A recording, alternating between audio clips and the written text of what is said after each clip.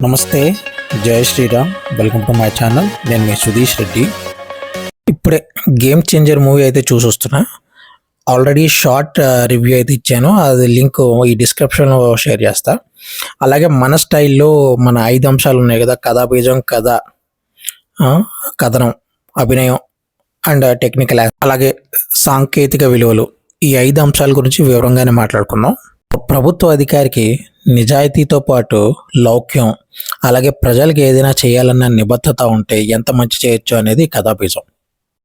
అధికారాన్ని తన హక్కుగాను, అహంకారాన్ని తన ఆస్తిగాను మలుచుకుని ఎలాగైనా సరే తన అధికారం కోసం ఎంత నీచానికైనా దిగజారే ఒక రాజకీయ నాయకుడికి పద్ధతితో ప్రజలకి సేవ చేద్దాం, లేదా న్యాయం చేద్దాం అనుకునే ఒక ప్రభుత్వ అధికారికి మధ్య జరిగే ఘర్షణే ఈ సినిమా కథ.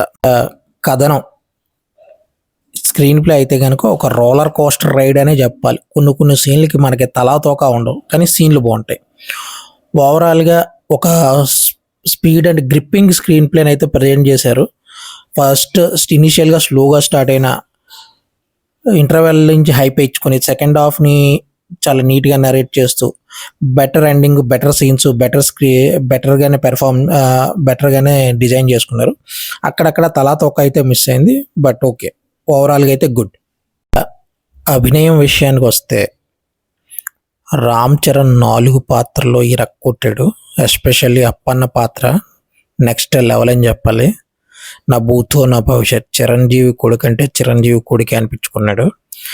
డ్యాన్సుల్లోనే కాదు, అభినయంలో కూడా నంబర్ 1 అనిపించుకుంటాడు.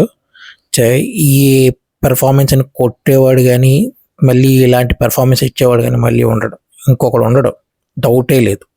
ఆ తర్వాత మాట్లాడుకోవాల్సింది ఎస్జే సూర్య గురించి. ఆయన స్టైల్లో ఆయన దంచి కొట్టాడు. నెక్స్ట్ శ్రీకాంత్ గారు, సముద్రగాని గారు, సునీల్ గారు అందరూ ఆ పాత్రకి తగ్గట్టు అందులో చక్కగా ఇమిడిపోయారు.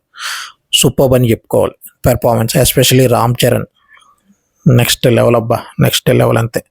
ఎస్జే సూర్య గారు ఇంకా ఆయన గురించి నో వర్డ్స్. అంతే, ఈ ఇద్దరు 2 పిల్లర్లాగా సినిమాని అలా నిలబెట్టారు అంతే. సాంకేతిక విలువల గురించి మాట్లాడుకోవాలి అంటే ముందుగా డైరెక్టర్ శంకర్ గారి గురించి. ఆయన మార్క్ 100% ఈ సినిమాలో కనిపించిందా అంటే లేదు. అలా మరి భారతీ 2 లాగా ఉందా అంటే అది లేదు. అబోవ్ యావరేజ్గానే ఒక ప్రాపర్ కమర్షియల్ సినిమాని శంకర్ గారి స్టైల్ డైరెక్ట్ చేస్తే ఎలా ఉంటుందో అని ఈ సినిమాతో తెలిసి వచ్చింది. ఆ నెక్స్ట్ మ్యూజిక్ అయితే తమన్ ఇరక్కొట్టేశాడు. బీజిఎం కావాల్సిన చోట సినిమాకి హైప్ ఇస్తూ సినిమాని ఒక మెట్టు ముందే ఉంచాడు. అండ్ డబ్బులు ఖర్చు పెట్టినప్పుడు దిల్ రాజు గారు కూడా ఖర్చుకు వెనకాడకుండా కొంచెం బాగానే ఖర్చు పెట్టారు. ఈ కొంచెం ఆ క్లమ్జీనెస్ ఉంది, కాదనట్లేదు, కానీ చరణ్ మొత్తం సింగిల్ హ్యాండెడ్గా టేక్ ఓవర్ చేసి మొత్తాన్ని అలా లేపుదిలేడు. సో నా ఉద్దేశంలో మూవీ అయితే ఈ పండగకి ఇంచుమించు ఒక 600-700 కోట్లు అయితే కనెక్ట్ చేస్తుంది. హిందీ ఆడియన్స్కి కనెక్ట్ అయిందా నో డౌట్, ఇంక 1000 కోట్లు అయితే రావచ్చు. చూద్దాం అసలు ఏం జరుగుతుందో. నా పరంగా అయితే మూవీ బాగుంది, తీసి పడేక్కలే, వెళ్ళి చూడొచ్చు, ఫ్యామిలీతో వెళ్ళి చూడొచ్చు, డౌటే లేదు. Thank you very much.